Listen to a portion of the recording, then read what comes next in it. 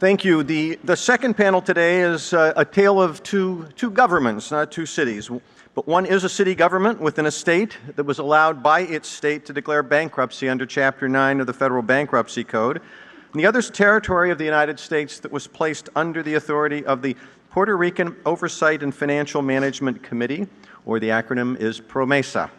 We have Ana Matos Santos here from the PROMESA board and Boise Jackson from the city of Detroit, who will be introduced by our moderator. The moderator of the panel is Richard Green, who's reported on state finances, budgeting, and performance for 25 years for Governing Magazine, the Financial Times, Pew, the Government Performance Project, and many others. And Rich will now introduce the panelists. Thank you. Thanks very much, Mike. I'm going to break with the quorum for a second. Hello? No. Okay.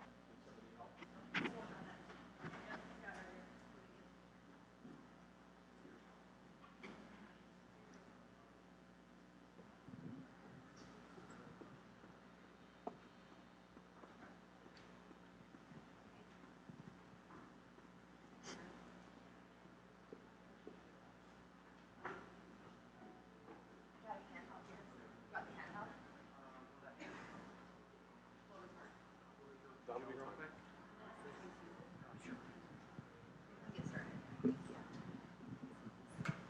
Thank you for your patience. I wanted to break with decorum a little bit. I was very impressed with the last panel. I'm particularly impressed not just with our honored panelists and moderator, but with the questions that came from the audience. And I think you deserve, before we go further, a round of applause for what great questions you guys came up with. I'm privileged today to be here with two panelists who share some good things in common, some not so hot things in common. To my right, we have Ana Matos Santos, who's a member of the Puerto Rican Oversight and Financial Management Committee, Mike referred to earlier. And prior to that, which may play a role in our conversation today, she was California's Director of Finance. Boise Jackson, to my left, is the Chief Procurement Officer of the City of Detroit. In that role, he deals with huge, unimaginably large sums of money, and deals with every angle, every wrinkle of the city's finances. And so he is intimately acquainted with all of that. He also holds the title, which is deeply appropriate, of Deputy Chief Financial Officer. Prior to that, he worked in a similar procurement position for General Motors, which I think has been an increasing and growing trend, particularly in procurement, to see people coming from out of the private sector to the public sector and really turning things around for the favor of the public sector. I think how I'd like to start is just by asking both of our panelists, think of tunnels for just a second. So, and tunnels that aren't so good to be in. So we've got two entities here, both of which have gone through very, very difficult financial times. We've had a city that's gone through Chapter 9. We have a city that's not gone through Chapter 9, but is involved with Ana and her group, trying to find their way out of their troubles in a kind of a variation. We have Boise, who is sort of seeing the other end of the tunnel. Detroit has done a remarkable kind of a thing. And we see Ana, who's sort of halfway through the tunnel, and she can tell you how much light she actually sees at the other end of it. So by way of starting, I'd like to hear from both of you, and we can start with Ana, if that's good with you. How did things get so bad? So there's a 700-page page-turner review that just came out last week for anyone who wants to see it, that goes into great detail into Puerto Rico's financial structures and the underlying challenges. But I think, it's fundamentally many of the things we see in a lot of places. Significant population decline, fundamental economic problems. So Puerto Rico's economy has declined since the mid-2000s, and delay in unsustainable commitments that were made, and then a delay in addressing those issues with a very high use of debt for not only for the things that are traditional capital, but really using debt for financing operating deficits. Depleting its pension funds, and basically now finds itself with a GNP of about $70 billion and a public debt of $70 billion and a pension obligation of about 50. So, basically fundamental economic problem, population decline, unsustainable spending, propped up for a while with debt, leading to the situation it finds itself in today. Worsened, and in some ways there's some opportunity in being hit by two massive hurricanes over the course of a month that have really hurt its infrastructure, and now provide an opportunity to rebuild differently, but at a huge human cost. And I'd like to later on in our session talk a little bit about the people in South Carolina would certainly be very interested. Talk a little bit about the pros and cons of having a hurricane. And Boise? Yes. The city of Detroit, other than the fact that the Pistons couldn't beat the Chicago Bulls and some of these other things that always happen, the Lions couldn't beat the Bears, and the Tigers definitely couldn't beat the White Sox nor the Cubs. But on a serious note, to Anna's point, we had a drastic decrease in population. We went from 2 million people in the city of Detroit to less than 800,000 people. The big three, GM, Ford, and Chrysler, had suffered some major bankruptcies prior to 2013. And a lot of the population started leaving. People were abandoning their homes. They had lost confidence in the bus services. Turns are not picking on time. Lost confidence in the police department. People are walking away from autos. It was nothing uncommon to see cars just left in the street with the high rate of insurance that the city had. And we just did not have a good financial system that was integrated and was working together. I heard a lot of the comments from the two budget panelists earlier, but we didn't have a good budget. We didn't have a budget. The mindset in the past was go do it, and later we'll come back and find the money.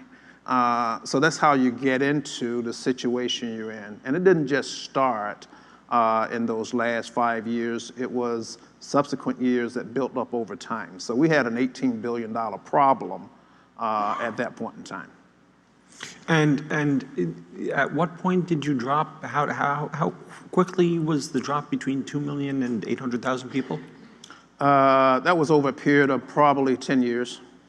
And is it true that there was a period of time when there were good hunks of Detroit that were going back to seed?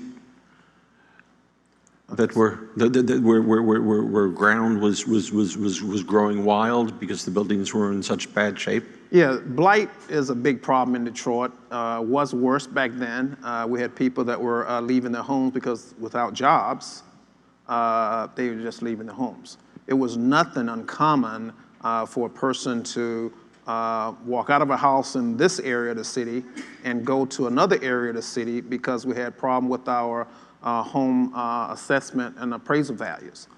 That was a big issue as well. So if you own $50,000 on a home that was not worth $30,000, they just walked out of that, but they can go over to the other side of the city because the appraisal values were low and buy a house for $25,000 that they got into.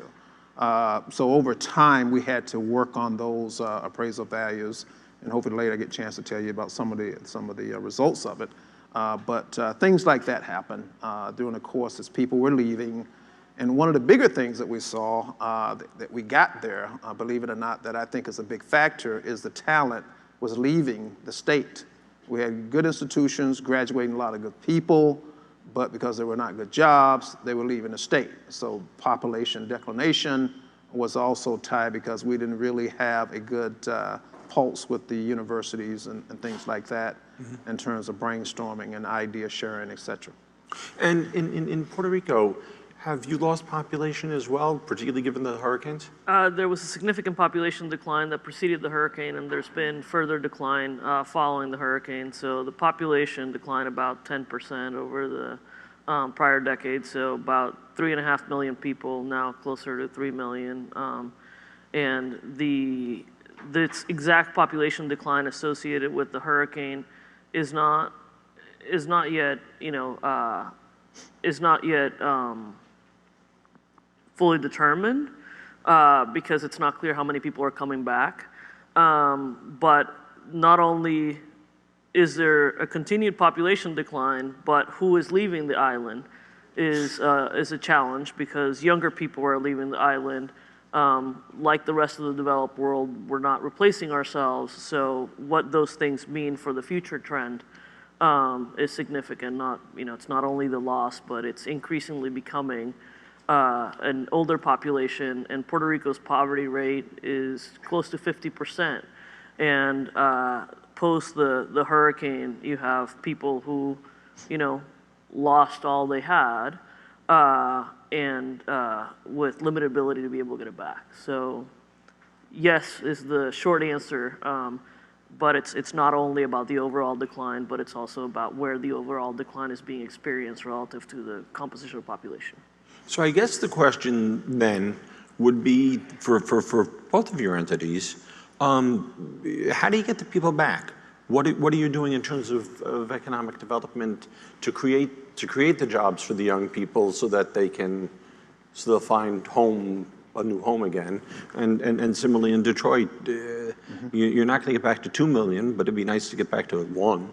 Yeah, Richard, this is our first year that we have actually shown an increase now of returning citizens back to the city.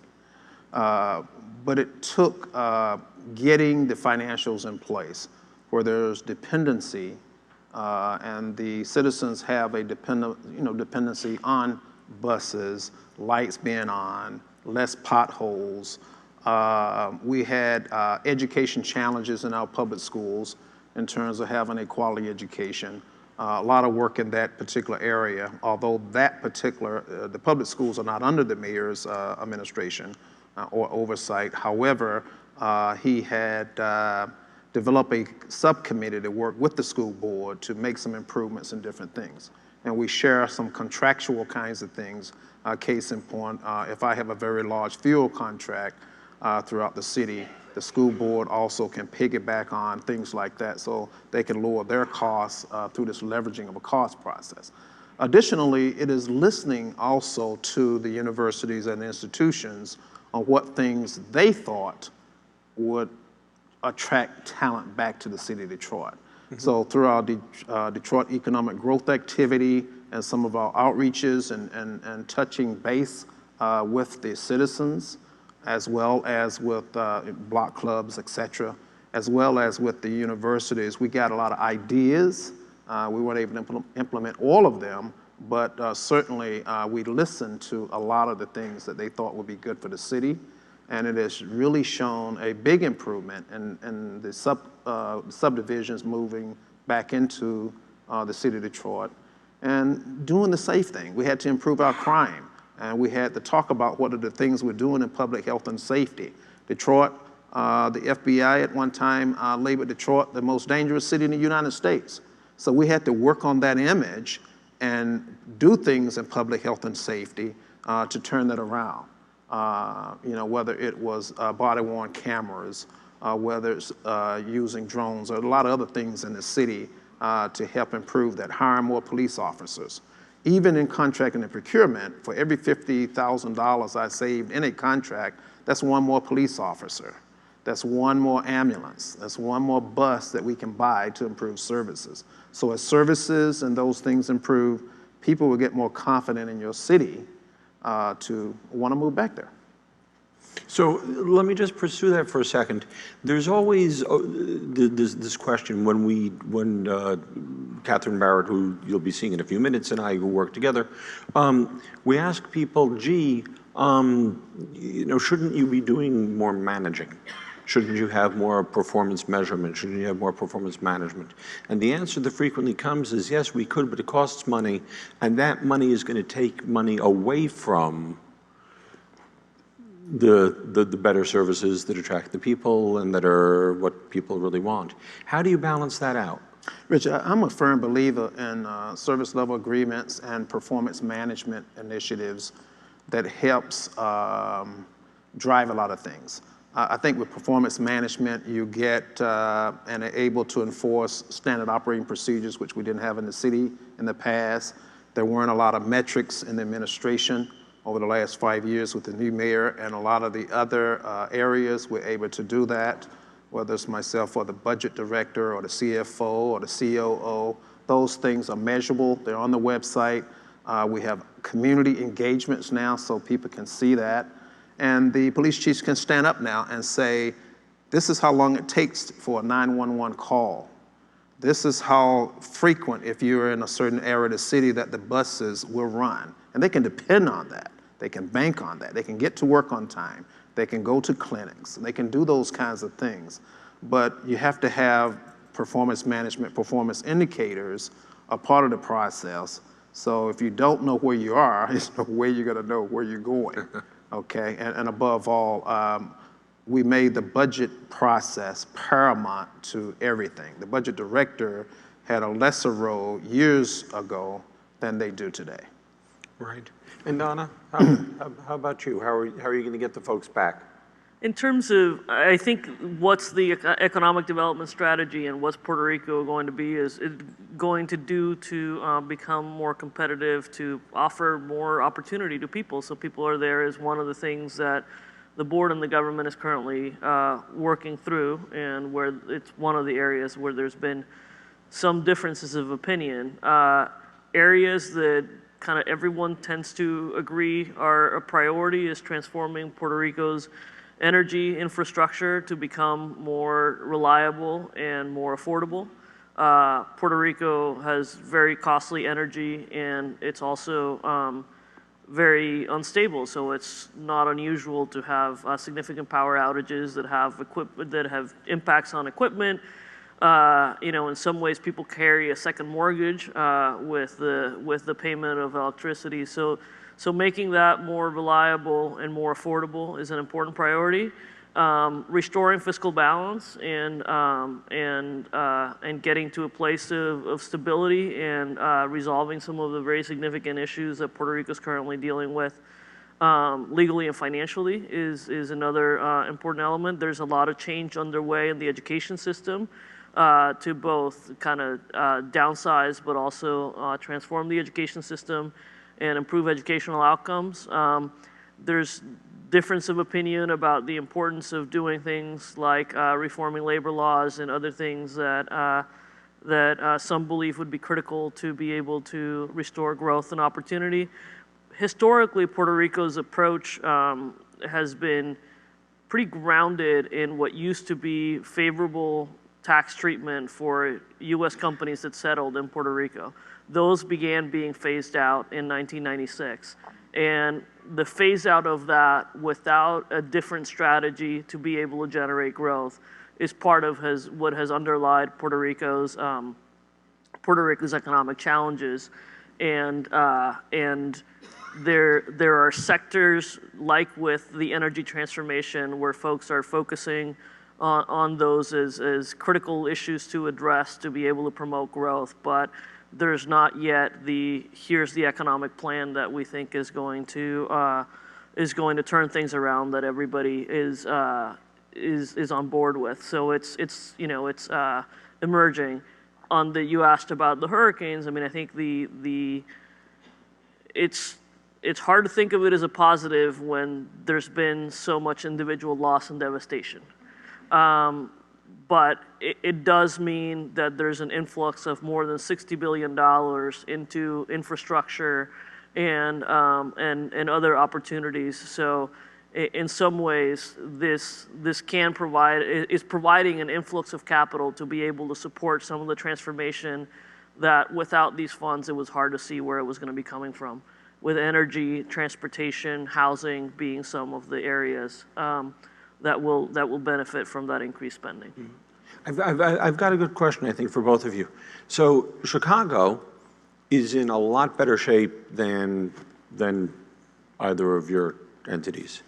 But Chicago certainly is not without problems. There's a big debate going on now, which we'll hear more about in the next session, about whether or not to do a $10 billion pension bond. I know you guys have taken different approaches to that. I don't want to go in that direction.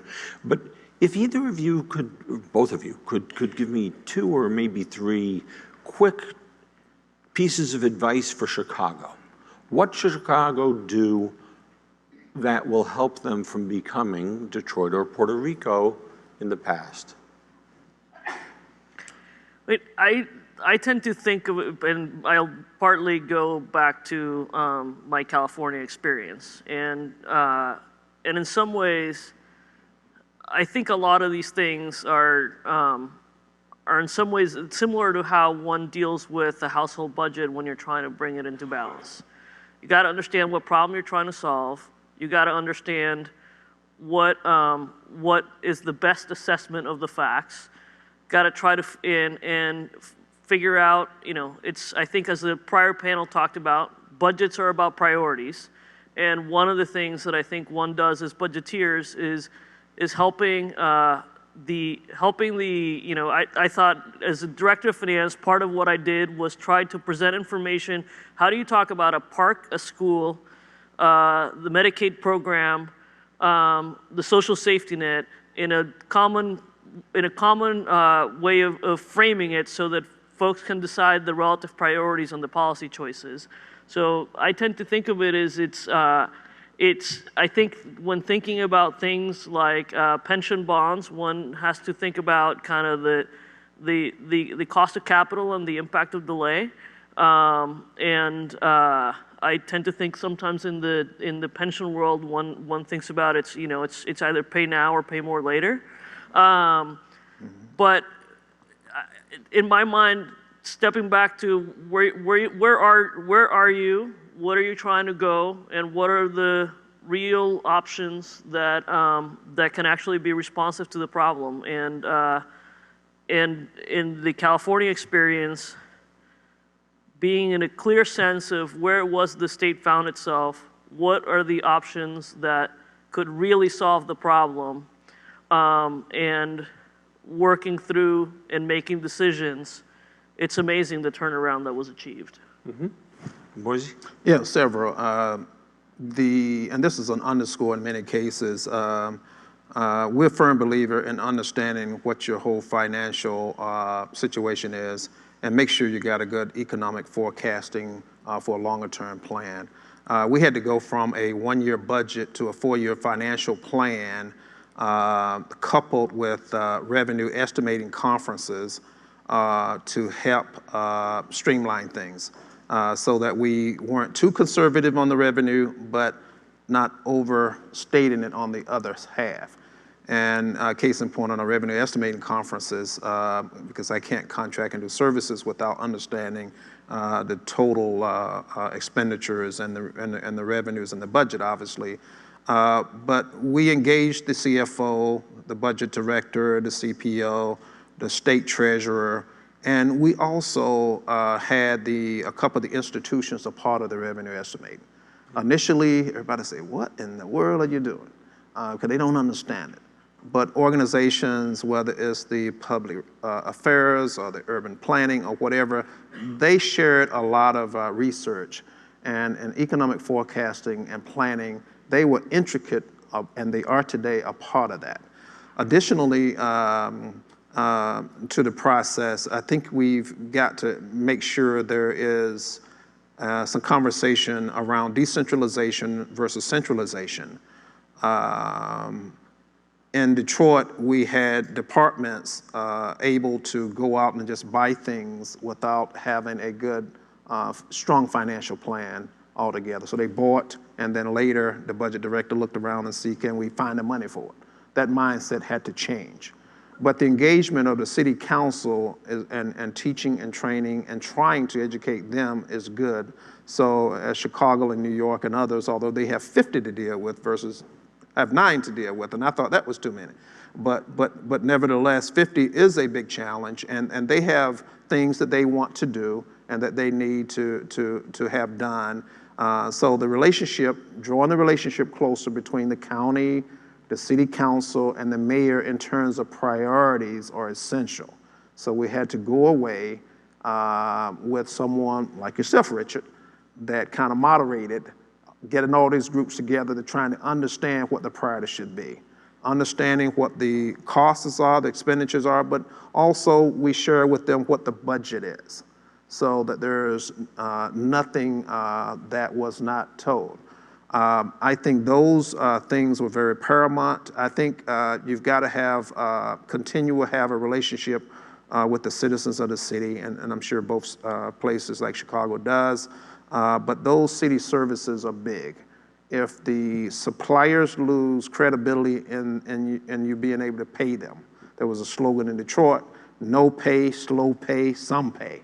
And we had to get out of that mindset, but it took work to be able to get there.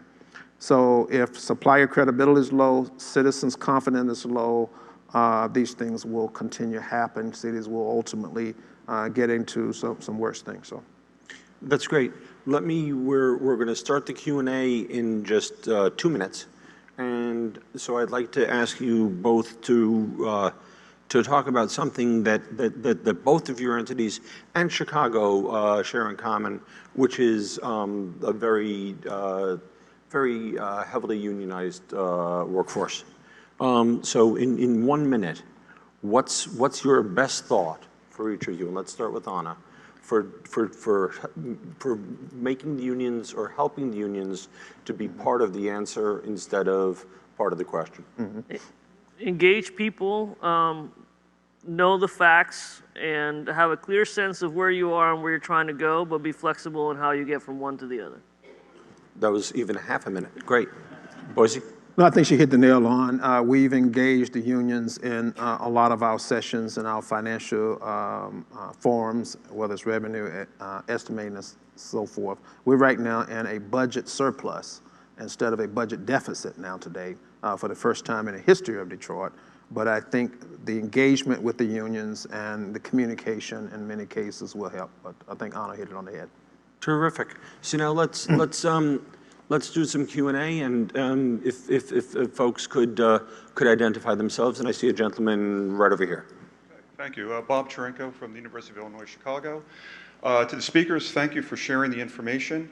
I wanted to return to your initial comments about the train wrecks that were coming down the tracks for both your cities. Mm-hmm. The 1996 tax change in Puerto Rico, the decline of the auto industry, all this is very well known. My question is, why did the quote-unquote, and I put quote-unquote, smart folks in the financial industry, why did they continue to lend money to your two jurisdictions, despite the fact that the economics were looking so very, very bleak?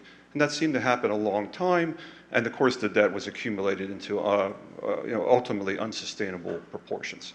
Thank you.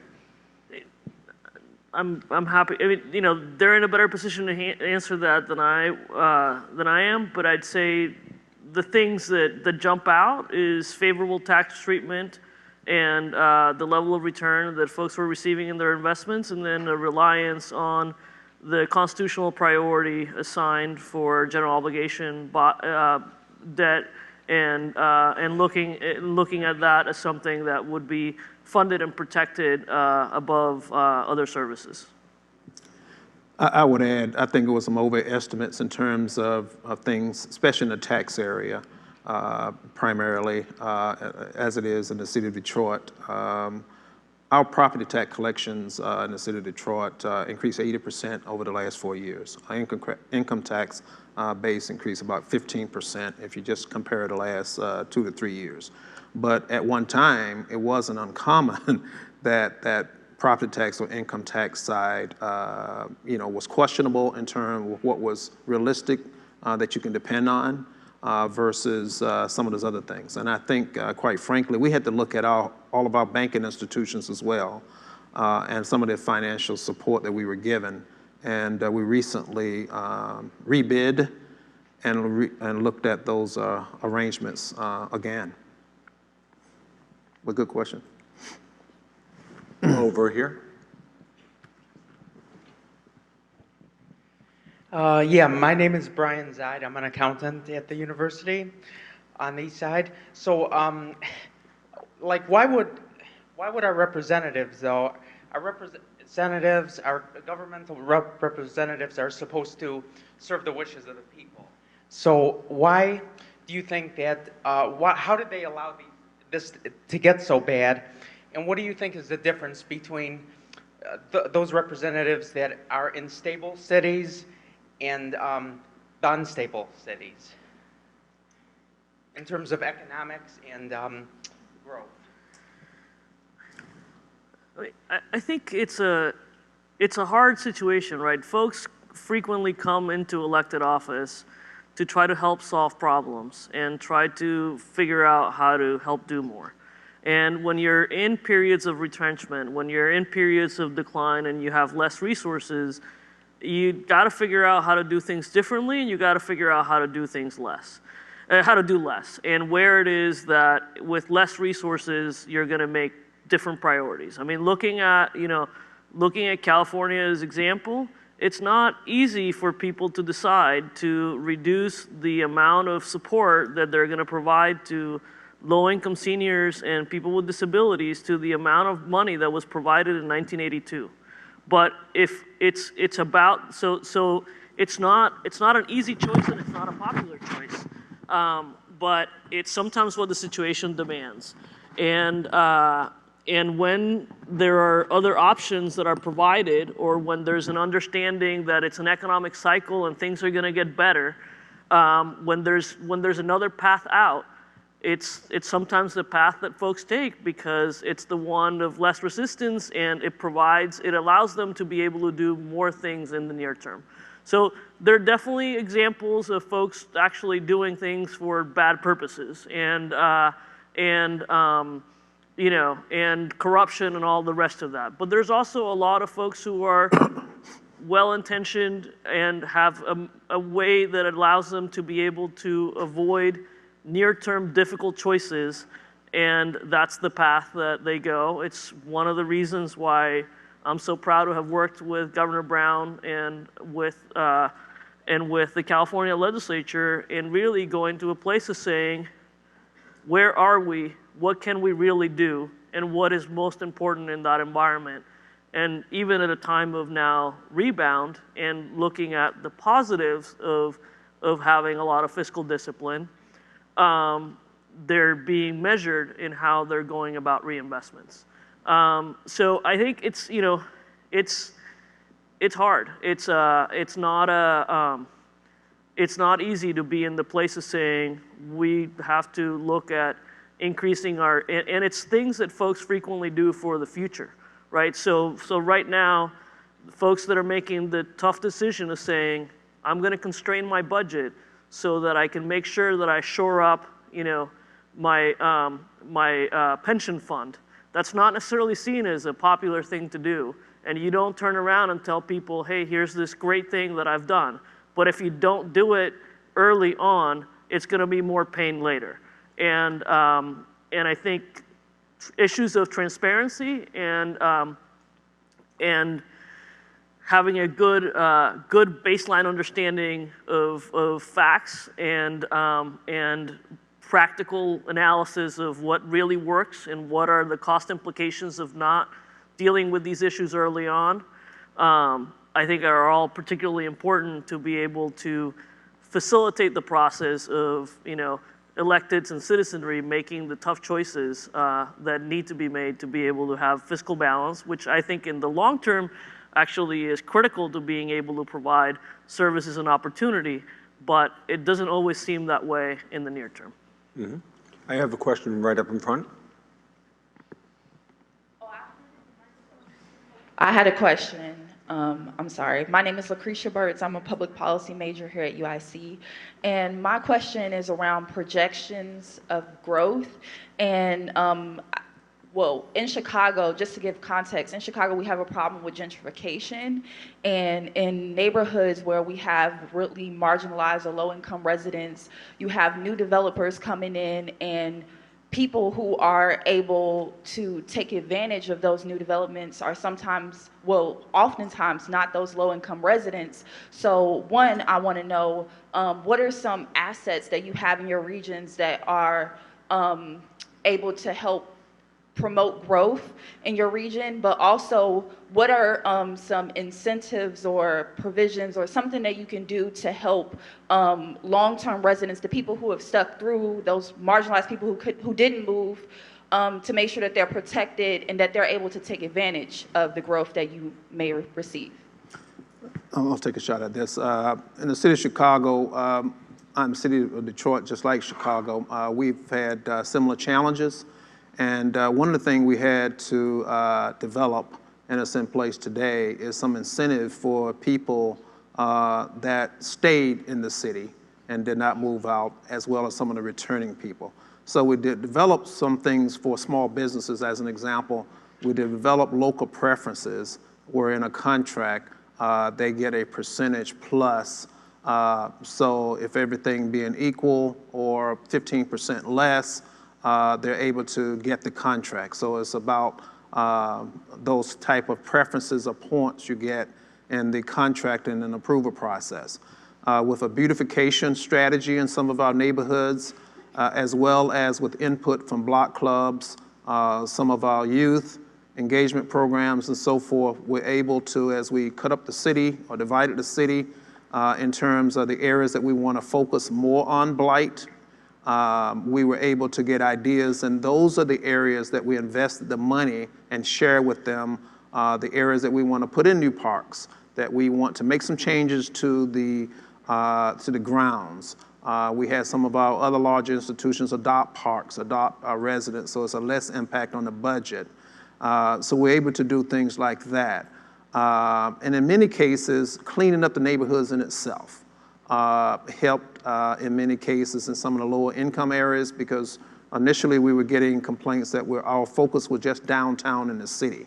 Right now, if you go in the city of Detroit, it's very vibrant, it's booming, it looks like a lot of things going on, but we had to move that out to the neighborhood, some of the low income areas. So with input, with sharing, getting youth engagement programs in place, as well as doing some local preference and things that incentivize them to buy a store or develop a business were key things we did. Great. And we do have a question right in front.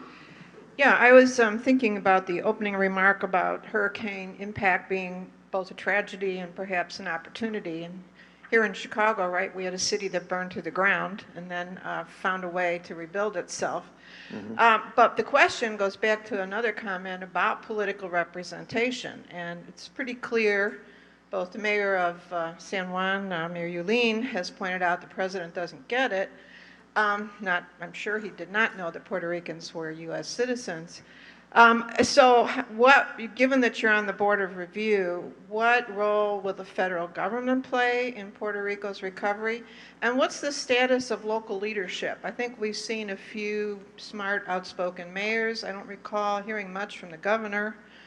So how will local leadership play a role in Puerto Rico's recovery versus the federal government? So in terms of the role of the federal government, I think one of the challenges that Puerto Rico has is that Puerto Rico gets less federal funding for just about everything in terms of ongoing spending. So I mentioned that Puerto Rico's poverty rate is almost 50%. Puerto Rico gets a block grant for its Medicaid program, so it doesn't have anything comparable to, if Puerto Rico was a state, more than 80% of the healthcare costs would be paid for by the federal government. Under its base, it's less than 20%. Puerto Ricans are living on the island are not eligible for SSI. The food stamp benefit in Puerto Rico, it's a reduced food stamp benefit compared to the mainland. So the extension of safety net programs to Puerto Rico is just not on par with what it would receive where it eligible in the same way in which folks on the mainland are for benefits, and that is a factor in its budget, and it's a factor in resources, and it's a factor in what low-income people can count on in terms of the safety net in Puerto Rico. In terms of from recovery efforts, Puerto Rico is slated to receive a substantial amount of money, of the about more than $60 billion, probably about around 50 of that is coming from the federal government and has been committed for a variety of different infrastructure and rebuild efforts. The way in which I describe our board, right? We are the legal representative of Puerto Rico in the bankruptcy proceedings. But Puerto Rico has its duly elected government that runs the government and is working on all kind of day-to-day operations, and kind of coming together around how to do the economic turnaround, coming together around how to meet the needs of its citizenry, and moving forward is that's their purview. Puerto Rico is very divided on the question of statehood, and kind of the board, we work with the law as it stands today, what it means, and how do we carry forward with our role of working to restore fiscal balance, working to restructure the obligations in light of Puerto Rico's current fiscal and political reality. It's actually been, to your point, it's been sort of an interesting thing to me to see how many, and it's not been one or two, members of the Congress who have referred to Puerto Rico as a country, which maybe it would be better off, but nonetheless. Well, thank you all. We've used up our time, but I have to tell you, this moves so quickly. Thanks to these wonderful panelists. I'm grateful to both of you, and let's have a round of applause for the two of them.